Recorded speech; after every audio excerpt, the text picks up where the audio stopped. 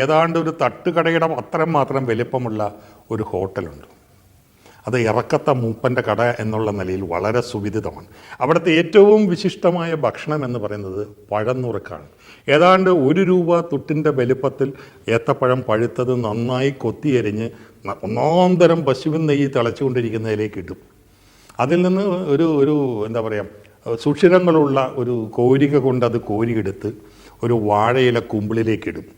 അതങ്ങനെ തന്നെ വാങ്ങിച്ചു കൊണ്ടുപോകാൻ ആളുകൾ ക്യൂ നിൽക്കുകയാണ്. ഇതിൻ്റെ ഇടയിൽ ഈ വ്യാപാരികൾക്കിടയിൽ ചില മജിസ്ട്രേറ്റുമാരും ജഡ്ജിമാരും കോളേജ് അധ്യാപകരും അഡ്വക്കേറ്റ്സും എല്ലാം വന്ന് നിൽപ്പുണ്ട്. പലതരത്തിലുള്ള പല ശ്രേണിയിലുള്ള ആളുകളുടെ കൂട്ടമാണ് ആ സായാഹ്നം മുഴുവൻ ഈ അഴിമുഖത്തിൽ അസ്തമയത്തിന് സാക്ഷ്യം വഹിച്ചുകൊണ്ട് അവിടെ ചെലവഴിക്കുക.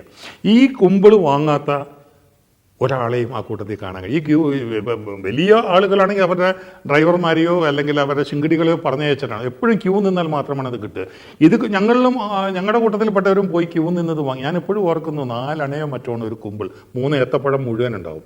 ഈ കുമ്പിൾ വന്ന് കഴിയുമ്പോൾ ഈ നെയ്ച്ചൂടിൽ നിന്നാണ് ഈ പഴന്നുറുക്ക് കോരി ഈ വാഴയിലേക്ക് വീണിട്ടുള്ളത്. ആ ചൂടിൽ ഈ വാഴയില വാടും. ആ ചൂടോടെ വാഴയില വാടിക്കഴിയുമ്പോൾ അതിൻ്റെ നെയ്മണവും ഇലയുടെ ചൂരും കൂടെ ചേർന്ന് കൊതിപ്പിക്കുന്നൊരു ഗന്ധമുണ്ട്.